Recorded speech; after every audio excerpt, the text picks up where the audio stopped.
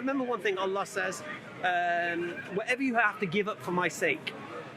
So whatever it costs you to become a Muslim, to embrace the truth, I'll replace that with better.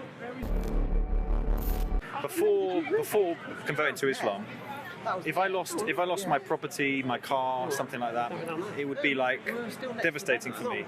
Now as a Muslim, none of that stuff means anything. Whatever happens to me, I'm Muslim. And this is quite powerful. This is how I feel.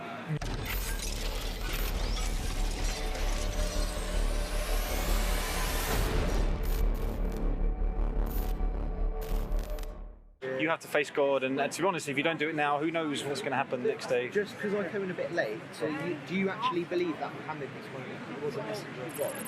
Do you believe he was a messenger of God? I have to study more. No. Stop. Yeah, no worries. Yes, he does. Right? Because he doesn't believe he was lying, he doesn't believe he was crazy, nor does he believe he was seen. Yeah. So yes, he does. But there's that thing of I'm going to try and find where he isn't. Yeah, I agree. You need to study more. Once you take your shahada, and you study for the rest of your life. Honestly, you study for the rest of your life. Constantine. So if you took your shahada now, what would change in your life in the next couple of months, realistically? For me, probably a lot. No. Take your shahada, but don't tell nobody. Yeah. Or you don't even imagine you didn't change anything in your life. I didn't tell anyone for 6 months. I didn't tell anyone for 6 months. Really? Yeah, I was like undercover. But I was learning and I was building things. But no one needs to know. Who needs to know? You know? Until I'm ready, and then I started to tell my fiance. And to be honest, I think I just didn't do a very good job. But I think I could have done better. And I think you with your wife, he knows. He knows I didn't do a very good job. My wife is eating pork. It's eating what is it? I'm all gonna be inside the house like that. I don't have to eat that. When my wife was gonna say, "Well, you be a vegetarian." Vegetarian. Be a vegetarian. Just say I spoke to some vegetarians in Speaker's Corner today, and I think that vegetarians are way poor animals. As a Muslim, so you know, I'm 45.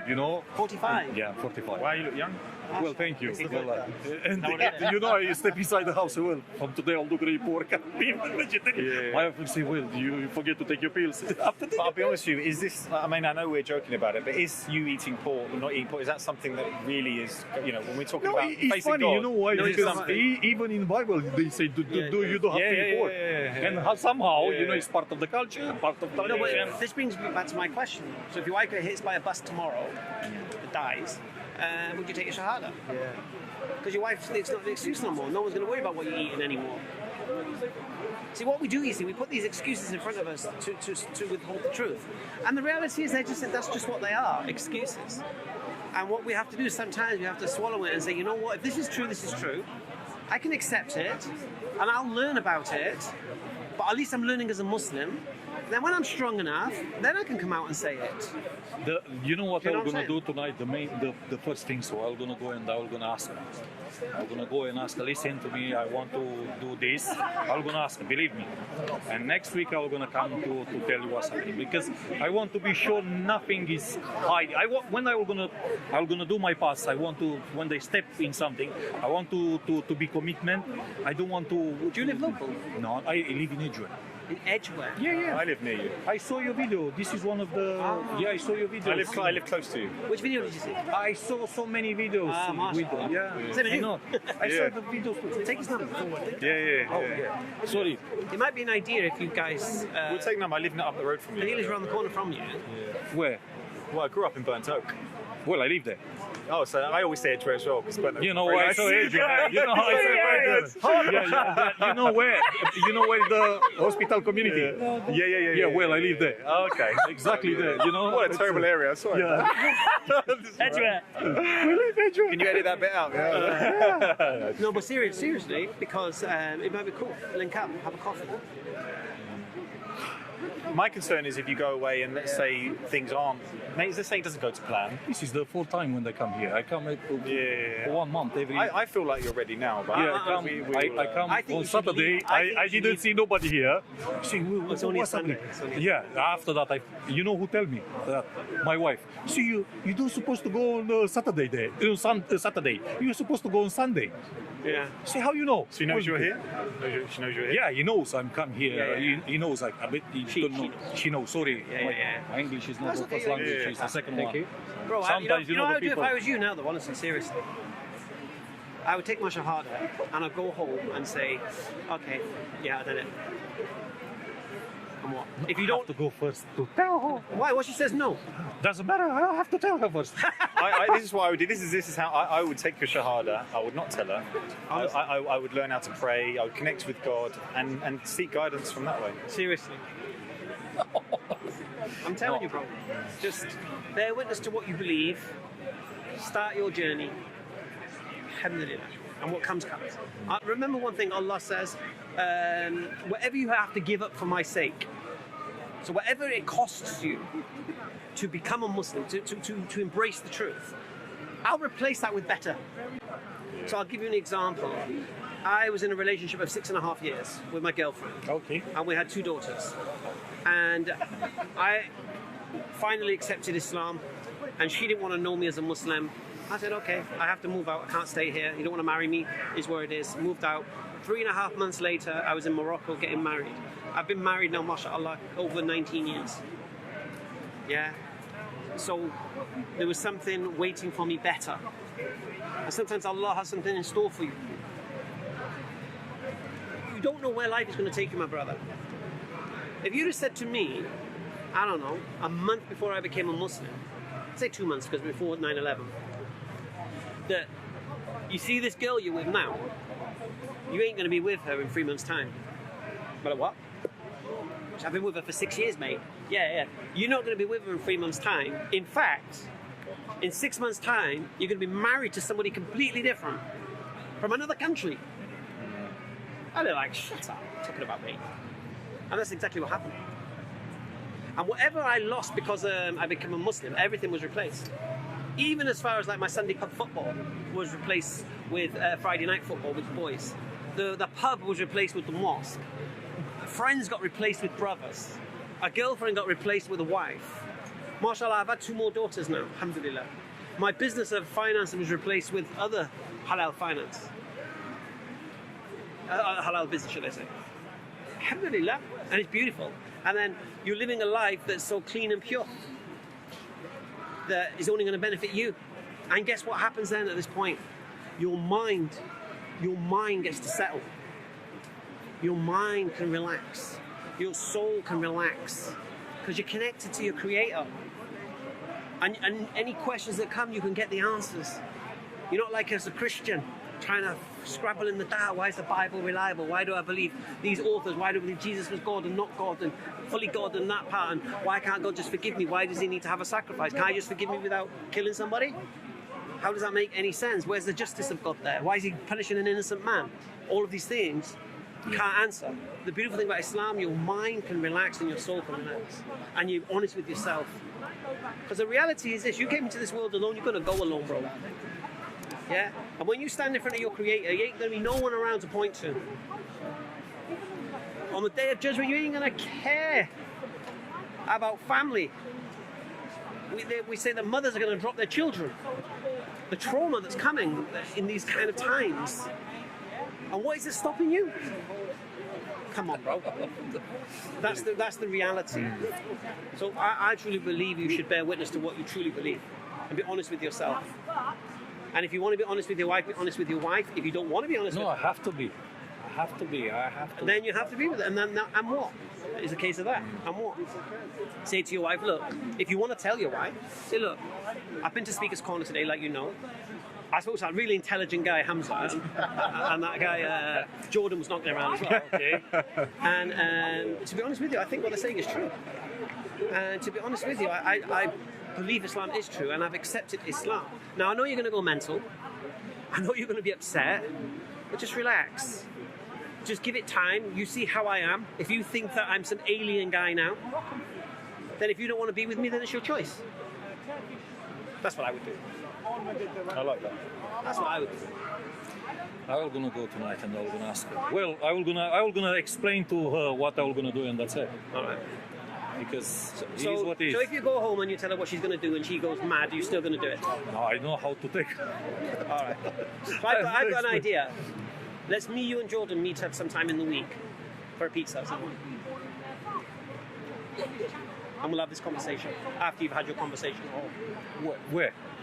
Not Burno. Somewhere. Not Burno. Not hanging on Burno. Somewhere local. We'll go Watford. No. We'll go somewhere after the food. What do you fancy? Fancy it? Do you fancy that conversation? Why not?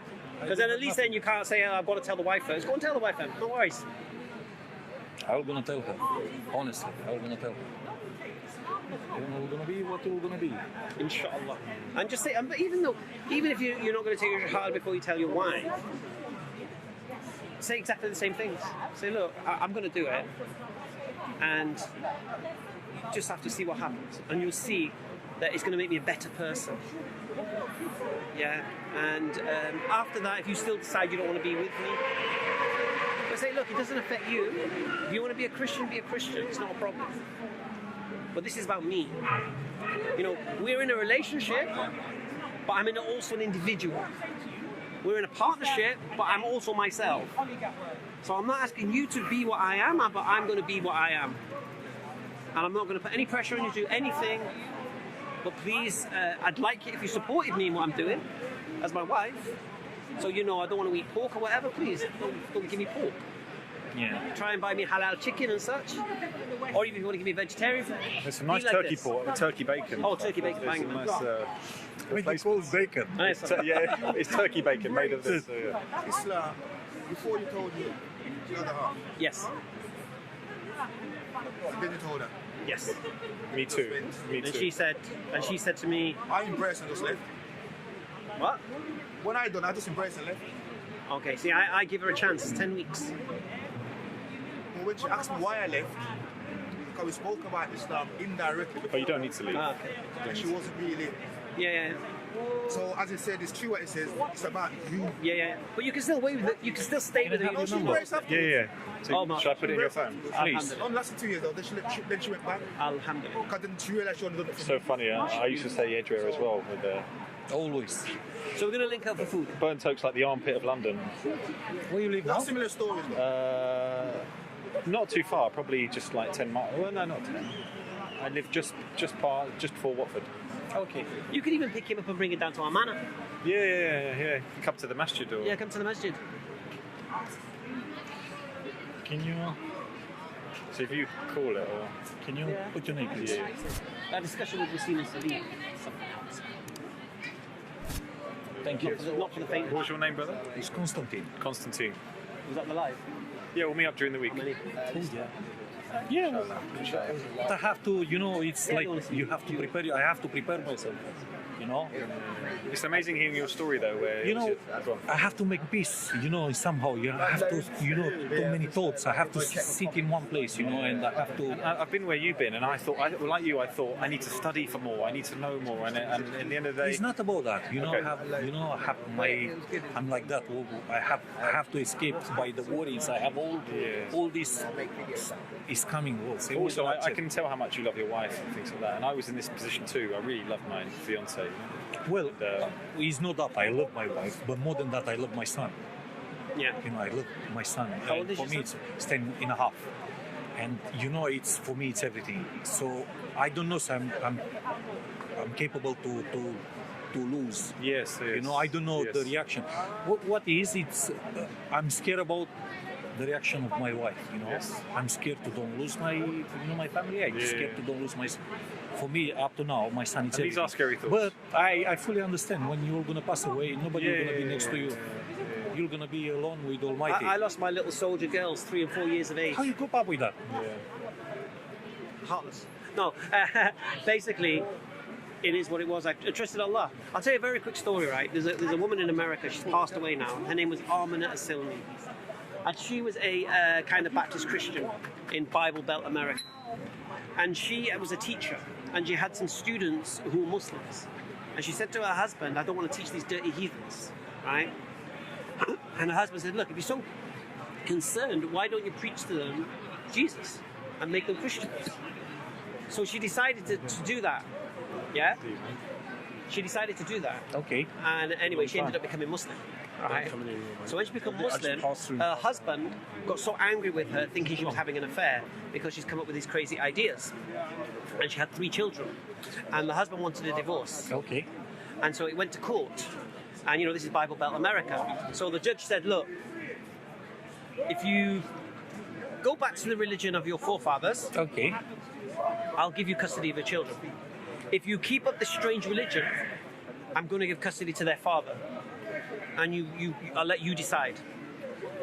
And I think it was like 2 weeks she had to deliberate on it.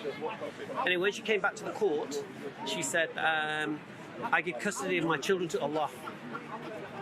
Yeah, because she's keeping her conviction. She knows being a Muslim is going to cost her 3 children. But her conviction in Islam was so strong that she trusted Allah was going to take care of them. Because Allah says, whatever you give up, I'll take care of. Okay. So then, when her father found out she'd done this, he went mental. Yeah, and he wanted to kill her. So she had to flee to her aunt's house in another part of America. While she was away, her husband, her children, and her mother and father all became Muslims. SubhanAllah. So we never know what's going to happen.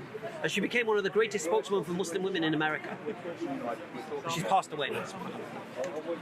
So this is reality. Allah will take care of it. So, astaghfirullah, worst case scenario, what's your missus going to do? Right, you're not seeing your son again. I'm moving out, taking your son. It's going to hurt. Oh, yeah. Oh, SubhanAllah. Have you had these deep conversations with her about God and everything like that? Was it one of those things that you kind of... I think it's an emotional flex, to be honest with you. I think deep down, how long have you been married? 13 years. 13 years. It's a long time. So an emotional reaction is one thing, but thought after it is something else. How am I going to feel without him, this, that, the other? I mean, again, I'm going to give you my crazy ways that I do stuff, right? So if I was in your position, I'd say, you know what? I'm doing this, and I know you're going to be upset with it. So what I'm going to do, I'm going to leave for a week. I'll go stay in a hotel or something for 7 days. I'll let you think about it. And let her taste being alone. Yeah? Let her taste living as if she's left and do you get me? And trust me, when you come back after that week, she'll be a... But you know what, we're talking about we're talking about worst case scenarios. It is possible that she'll be fine, right? It is possible. Oh, yeah. It is possible that she'll be, you know what, I'm willing to accept it with you. How do you find yourself as a Muslim now? I've never looked back, to be honest. I mean, when I took my job... No, you as a person, how you find yourself there? I feel like... Compared with before? Yeah, I feel like Jordan 2.0. I don't know if that makes sense. So a better version. Because before, I believed I was a good guy. I did believe I was a nice guy, but I was doing different things, I don't know, women or this or that, and I was doing things that would be against what my creator has asked me to do. So I feel secure. And you know what the beautiful thing, I have this feeling, before converting to Islam, if I lost my property, my car, something like that, it would be like devastating for me. Now as a Muslim, none of that stuff means anything. Whatever happens to me, I'm Muslim. And this is quite powerful. This is how I feel. Yeah. And like I say, every day is a new chance to learn something. And I haven't looked back, to be honest. But it's been tough, and they say Allah tests the ones He loves most. So I can't say to you, take Shahada, everything's going to be beautiful flowers. You'll get tested. You'll get tested. But if you're strong, if you connect with Allah, there's nothing you can't handle, And I think we're talking a lot about worst case scenarios with you and things. But my fiance actually started to accept that it's fine. It wasn't as bad as I thought. In my mind, it's going to be terrible. But this was me, my mind playing tricks. Even Shaitan, they say. Shaitan is whispering, your wife's not going to like it, this, that, your friends are not going to like it. So yeah. Anyway. But it's been nice. I feel in this conversation, what's really interesting is I feel like your feet are trying to walk away, but your heart stays. Your heart is staying here. Yeah, no, I have to go. Thank you, Allah. Yeah. See you. It's been a pleasure, bro. So we're going to link up sometime in the week, inshallah. You got his number, yeah? Yeah. Oh, inshallah. Did you call me? Yeah. You called me, yeah? Call me so I got yours. Jordan, yeah? Jordan, yeah. Cheers, man. I got it. Constantine. Done? Yeah. Okay. All the best. See you soon, man. I'm going to call you. Yeah, do. Keep liking, sharing, subscribing. That was a lovely conversation with Constantine. I thought he was a Muslim when he first approached. Then he said he was a Christian. Then I got ready to do some digging, but then he said he's not a practicing Christian. We did a nice little talk about Prophet Muhammad ﷺ being a messenger of God, and he himself dismissed it. He said, "No, I don't think he was crazy. No, I don't think he was deceived. No, I can't see how he could have lied. How a lie would have been exposed and such." So he convinced himself he was, mashallah, Muhammad is the messenger of God. Now he's got that usual standard that a lot of people have. I had it, Jordan had it, where the mind is convinced, but it's the heart and the nafs and the family reaction and things like that. And it's a shame, the idea that you can't just freely say what you want to believe is true without worrying about how it's going to affect your life in that kind of scale. So we've left him, mashallah. He basically said he wants to go home and tell his wife he's going to become Muslim. That's what he said. And whatever she says, she says. But he's going to do it because he doesn't want to become Muslim before telling her. So, I mean, the logic is the logic, alhamdulillah. So, inshallah, me and Jordan, hopefully we're going to meet up with him midweek and we'll get that shahada, inshallah. Inshallah. All right? Assalamu alaikum. This is what Speaker's Corner is all about. We don't need to just slap Christians about.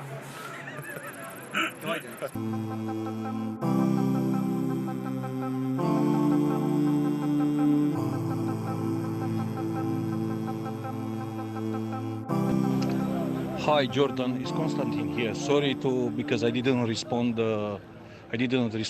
Straight away to your text message, and I'm apologize for this. I have few problems, and I resolved them. Today I come to meet you in Speaker's Corner, you and Hamza, but I didn't see you around. So, well, let me tell you something. I done it, brother. I became a Muslim. All the best, Constantine.